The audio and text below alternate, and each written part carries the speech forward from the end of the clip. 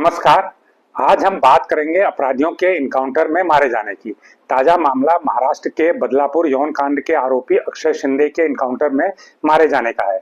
Police के अनुसार उसने पुलिस कस्टडी से भागने की कोशिश की, पुलिस अधिकारी का रिवॉल्वर छीनने की कोशिश की, जिसमें जवाबी फायरिंग में वो मारा गया। ये पुलिस का बयान है। लेकिन महाराष्ट्र में जितनी भी अपोजिशन पार्टियां हैं वो इसको पुलिस की कहानी बता रहे हैं। वो कह रहे हैं कि उसका इनकाउंटर जानबूझ के किया गया है। यहाँ पर दो बातें हैं। अक्षय शिंदे पर बहुत जघन्य आरोप है, 2 बच्चों के यौन उत्पीड़न का उस पर आरोप है। पुलिस ने जांच करके उसे अरेस्ट किया गया था। ये महाराष्ट्र में बहुत बड़ी घटना थी और उसको जो भी वहां पे इस मुद्दे को लेके, इस बच्चियों के यौन शोषण को लेके महाराष्ट्र की राजनीति बहुत गर्म हो रखी थी। वहां पर यह भी मांग की जा रही थी कि जो अभियुक्त है उसको फांसी पर लटकाया जाए जल्दी से जल्दी, उसको चौराहे पे गोली मार दी जाए। इस तरह की भावनाएं पब्लिक से उभर के आ रही थी।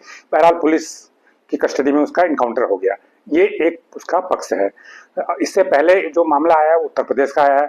उत्तर प्रदेश में आपको याद होगा कि सुल्तानपुर में एक ज्वेलरी के शोरूम में डकैती हुई थी।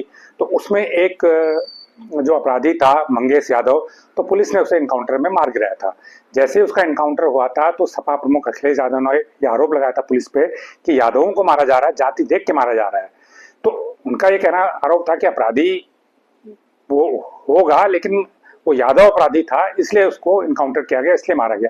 लेकिन उसके कुछ ही दिन बाद उसी उसी ज्वेलरी शोरूम मामले में एक जो दूसरा अपराधी था अनुज सिंह, जो यादव नहीं था, वो ठाकुर था, वो दूसरी जाति का था, तो उसका भी इनकाउंटर हो गया है।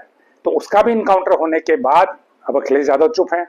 अब कुछ लेकिन दूसरी जो अपोजिशन पार्टियां वो कह रहे हैं कि भाई जब सरकार पे ये बात आई कि यादवों की हत्या की जा रही है, यादवों को इनकाउंटर मारा जा रहा है, तो ठाकुर को भी इनकाउंटर मार दिया ताकि मामले को बैलेंस किया जा सके। तो ये एक नया आरोप विपक्ष ने लगा दिया। अब ये पक्ष विपक्ष की राजनीति हो रही है, महाराष्ट्र से लेके यूपी तक राजनीति चल रही है इनकाउंटरों पे।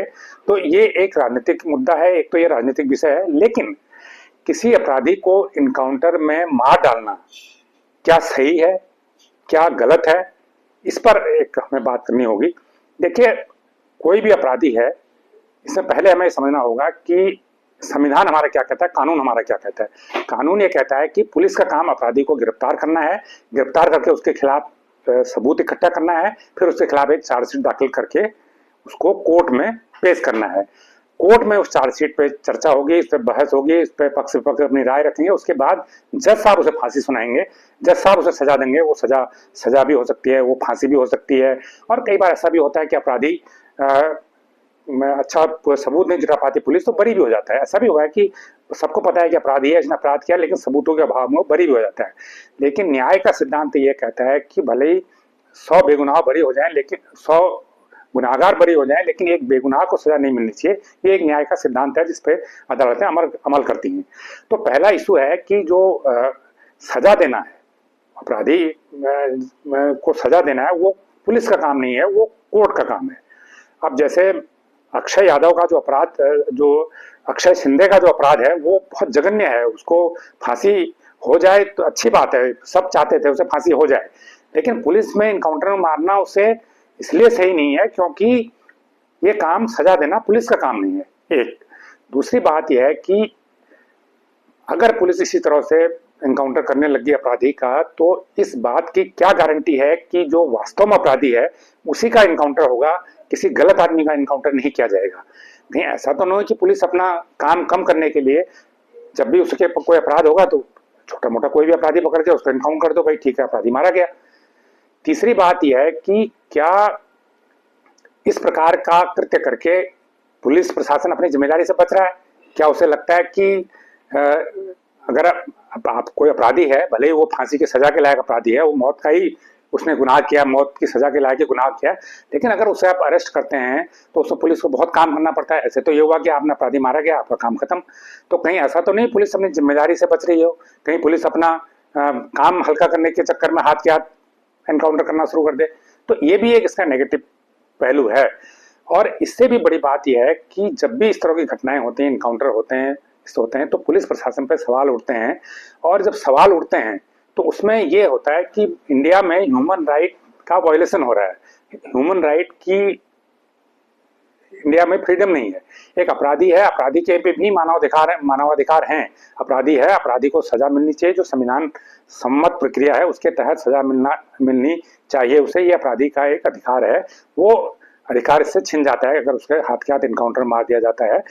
तो इसमें जो ह्यूमन राइट फ्रीडम इंडेक्स है दुनिया का, तो उसमें भारत 190 नंबर पर है अभी, और 165 देशों में 190 नंबर पर है। और दूसरी बात यह है कि 2015 की अगर हम बात करें 2015 से 2023 के बीच में, तो भारत की रैंकिंग 9% नीचे गिरी है, ऐसी इंटरनेशनल रिपोर्ट कहती हैं। तो इस तरह की घटनाओं से हमारा जो एक ह्यूमन राइट फ्रीडम इंडेक्स है वो भी खराब होता है। लेकिन यहाँ एक बात ये भी है कि जब भी कोई इनकाउंटर होता है तो वो ये मान लिया जाता है कि पुलिस की कहानी झूठी है, पुलिस ने जानबूझ के मारा हुआ। लेकिन ये हमेशा जरूरी नहीं है कि अपराधी ने भागने की कोशिश नहीं की हो या अपराधी ने पुलिस से फायरिंग नहीं की हो। ये भी हो सकता है कि किसी केस में कि वास्तव में अपराधी ने भागने की कोशिश की हो, पुलिस ने उसे पकड़ने की कोशिश की हो, जब नहीं पकड़ में आया तो फायरिंग हुई हो, उसमें वो मारा गया हो। एनकाउंटर एक स्वाभाविक भी हो सकता है और वो स्टेज क्या हुआ, वो बनावटी भी हो सकता है, वो दिखावा भी हो सकता है, लेकिन सही भी हो सकता है। अब ये केस टू केस देखना पड़ेगा क्या है। लेकिन आजकल इन इनकाउंटरों पर जो राजनीति गरमाई हुई है उससे एक नया विवाद पैदा हो गया है। और अभी हमें याद होगा कि इनकाउंटर से पहले बुलडोजर पे बहुत राजनीति हुई थी, तो उसमें सुप्रीम कोर्ट को गाइडलाइन इशू करनी पड़ी। सुप्रीम कोर्ट ने कहा कि हम इसमें गाइडलाइन इशू करेंगे और सर्टेन अगर कब्जा हो सड़कों पर और उस पर नहीं है तो बुलडोजर नहीं चलाया जाएगा। क्योंकि ये हो रहा था कई राज्यों में कि कोई आदमी किसी अपराध में पकड़ा जाता है तो तुरंत उसके घर पे बुलडोजर चल जाता था, उसके घर को ढा दिया जाता था। तो इसमें सरकार का ये कहना था कि भाई हम इसलिए बुलडोजर उसके घर पर चला रहे क्योंकि उसका मकान अवैध था। लेकिन जो पीड़ित थे, जो विक्टिम थे, उनका कहना है कि जैसे ही हमारा कोई घर का आदमी अपराध में पकड़ा गया, किसी अपराधी में पकड़ा गया, तो उसके घर को इसलिए ढा दिया गया क्योंकि वो किसी अपराध में कन्विक्ट हुआ था या किसी अपराध में शामिल पाया गया था।